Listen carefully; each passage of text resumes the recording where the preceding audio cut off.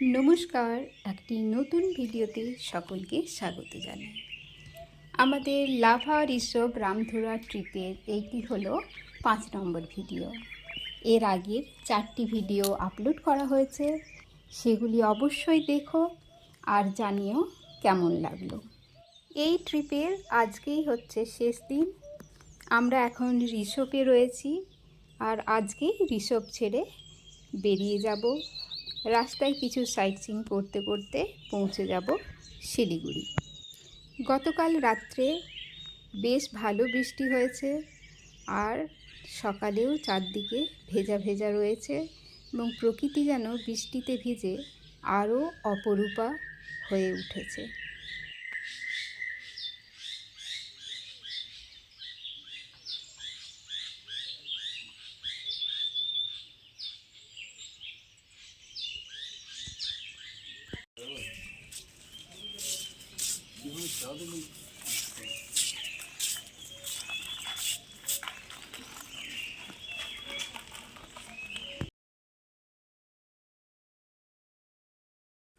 এখনও আকাশে বেশ মেঘ রয়েছে, মাঝে মাঝে বৃষ্টিও হচ্ছে, তাই হাতে বেশ কিছু সময় নিয়েই বেরোবো।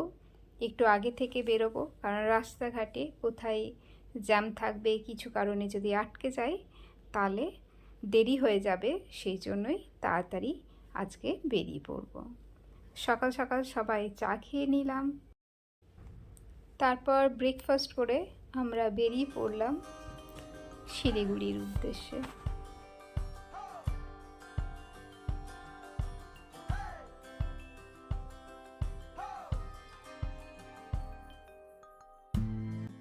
ঋষভকে বিদায় জানিয়ে আমরা এগিয়ে চললাম, আর রাস্তার দুধারে এই বড় বড় ফার্ন গাছগুলো যেন বলছে আবার এসো, আবার দেখা হবে। এরপর আমরা এসে পৌঁছালাম লাভা ভিউ পয়েন্টে, আর পাশেই রয়েছে পাইন ভিউ ফরেস্ট। তো সেখানেও গেলাম। সেখানের এন্ট্রি ফি হচ্ছে 20 টাকা করে। টিকিট কেটে আমরা উপরে চললাম। আর দেখো, এই পাইন গাছগুলো থেকেও অনেক কিছু শেখার আছে। তোমার মাথা যতই উঁচু হোক না কেন, তুমি যতই আকাশচুম্বী হও না কেন, পা সবসময় মাটিতেই রাখতে হয়। পাইন গাছগুলি যে শুধু পাহাড়ের সৌন্দর্য বৃদ্ধি করে তা নয়, পাহাড় ও পাইন গাছের সম্পর্ক অটুট। পাইন গাছগুলি তার শেকড় দিয়ে পাহাড়কে আগলে রাখে। তাই পাইন গাছগুলি দেখতে দেখতে অনেকটা সময় আমরা এখানে কাটালাম। তারপর আমাদের পরের পয়েন্ট হলো লাভা মনাস্ট্রি।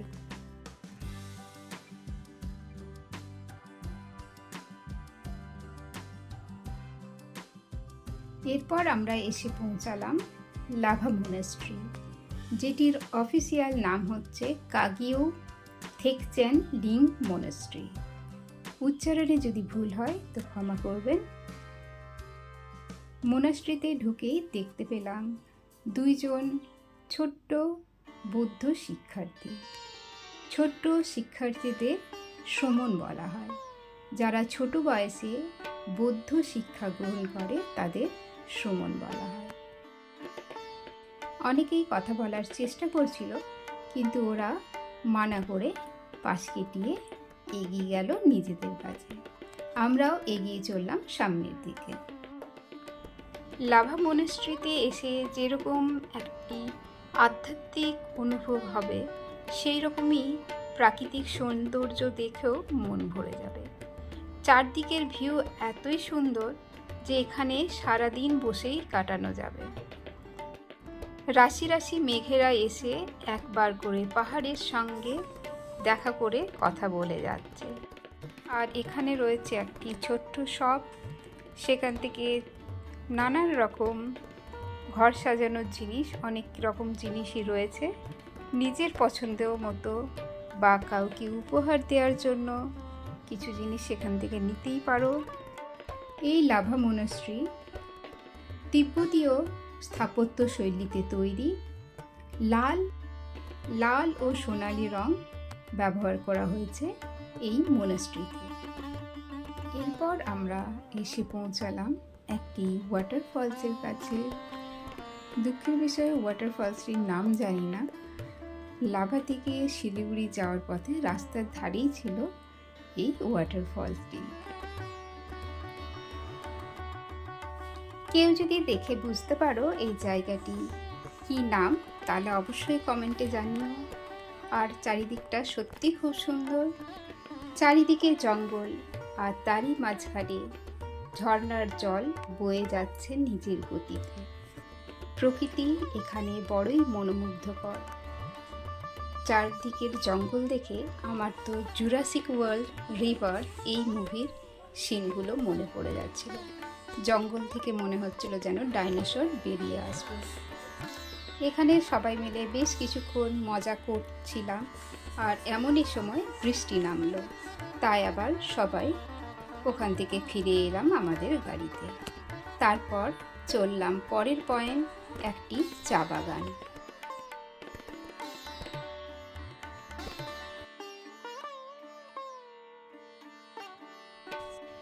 ড্রাইভার দাদা যিনি ছিলেন তিনি আমাদের জিজ্ঞেস করলেন যে পাহাড়ের চা বাগান দেখবে না সমতলের।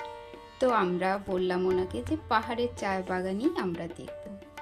পাহাড়ের ঢালে চায়ের গাছ দেখতে সত্যি অসাধারণ লাগে। চা বাগানে ঢুকে নিজেদের মতো করে ফটো তুললাম। তারপরে বেরিয়ে আসতেই একজন দোকানদার এসে আমাদের বললেন যে আমার ড্রেসের দোকান, এই ড্রেসগুলো ট্রাই করে ফটো তুলুন। আমরা চাইছিলাম তাড়াতাড়ি শিলিগুড়ি পৌঁছাতে, তাই প্রথমটাতে রাজি হলাম না। তারপর উনি বললেন যে ড্রেস প্লাস 5 কপি করে ফটো দেবেন। উনি ওনার মতো করে পোজ দেখিয়ে সুন্দর করে ফটো তুলে দেবেন, 150 টাকা নেবেন। তাতে আমরা খানিকটা রাজি হলাম। এরপর আমার ছেলে আর আমার বান্ধবীর মেয়ে আরও একজন, 3 জনে ড্রেস পরে সুন্দর সুন্দর এখানে কিছু ফটো তুলল। দেখে জানিও ফটোগুলো কেমন লাগছে। ফটো সেশন শেষ হওয়ার পর আমরা আবারও এগিয়ে চললাম শিলিগুড়ির দিকে। এটিই ছিল আমাদের মোটামুটি শেষ পয়েন্ট, তাই মন আরও খারাপ। এরপর যেতে হবে বাড়ি। ভিডিওটি এই অবধি কারা কারা দেখলে অবশ্যই কমেন্টে জানিও। এমনকি স্কিপ করেও যদি দেখে থাকো এই জায়গাগুলি, তাহলেও কমেন্টে জানিও। আজকের ভিডিওটি কেমন লাগলো? ভালো লাগলে অবশ্যই লাইক, শেয়ার, সাবস্ক্রাইব করো। Thank you.